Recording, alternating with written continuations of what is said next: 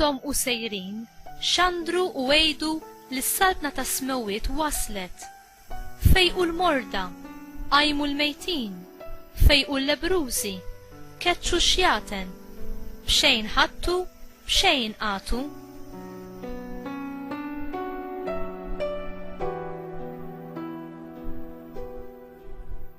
Tfittxux li jkollkom flus fuqkom, la tad-deb, la tal-fidda u lanqas tar-ram, u la ħorġa triq, la żewġ ilbiesi, la qriq u lanqas ħatar, għax il-ħaddiem ħaqqu ħobżu.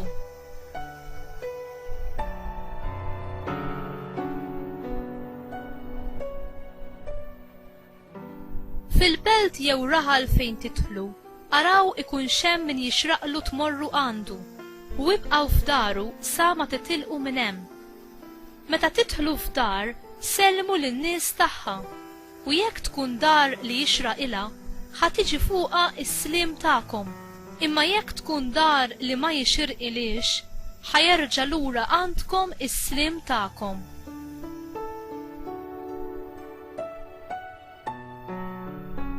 Kelma tal-mulej, tifħir lilek Kristu.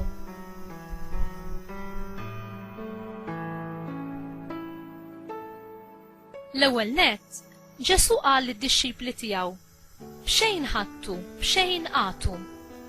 Dak li kienu rċevew minn Ġesu, iridu jadduh lill-oħrajn mingħajr ma jistennew xi ħlas għalih.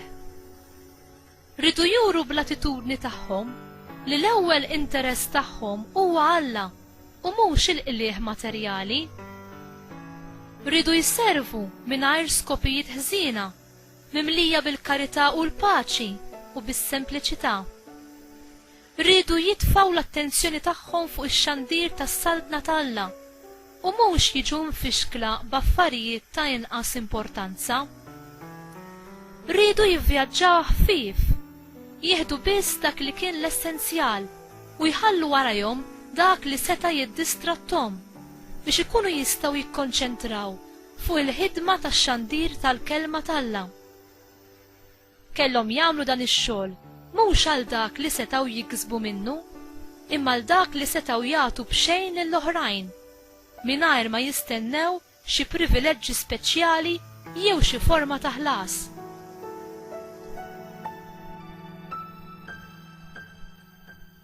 Il-faqar tal-ispirtu jeħlisna mill-kilba u l-preokkupazzjoni fuq dak li għandu jkollna u joħloq fina spazju għal provvidenza ta' Il-mulej jrid li d-dixxipli tiegħu ikunu dipendenti fuqu u mhux fuqhom infushom. It-tieni, Ġesu qal: il-ħaddiem ħaqqu ħobżu. Hawn naraw verità doppja. Il-ħaddiem ta' m'għandux ikun ippreokkupat fuq l-affarijiet materjali, imma il-poplu ta' m'għandu qatt jonqos milli fid-dover tiegħu jagħti lil ħaddiem ta' Alla dak li għandu bżonn biex jgħix. Inti titlob għal ħidma tax-xandir tal-Evanġelju u tissapportja bir-riżorsi materjali tiegħek.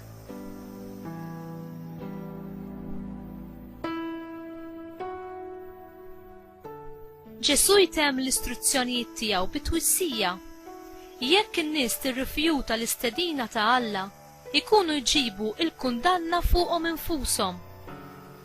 Meta Alla jagħtina l-kelma tiegħu, din hemm magħha responsabbiltajiet kbar li nwieġbu għaliha. L-indifferenza m'għandix posta hawn. Bil-mod kif inwieġbu għall-kelma, jew aħna favur jew kontra Alla.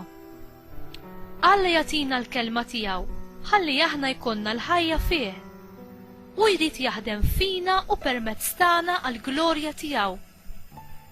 Alla jaqsam il-kelma tiegħu magħna u jibgħatna biex inxandruha b'konvinzjoni u b'sempliċità lill-oħrajn. Int tagħti xhieda tal-verità u l-ferħ tal-Vanġelu bil-kliem u bl-eżempju tiegħek quddiem dawk ta' madwarek.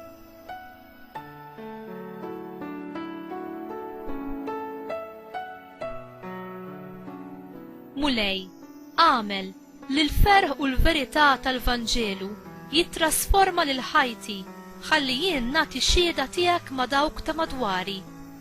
Għatini ninxandar il-verità u d-dawl tiegħek kull fejn immur. Amen.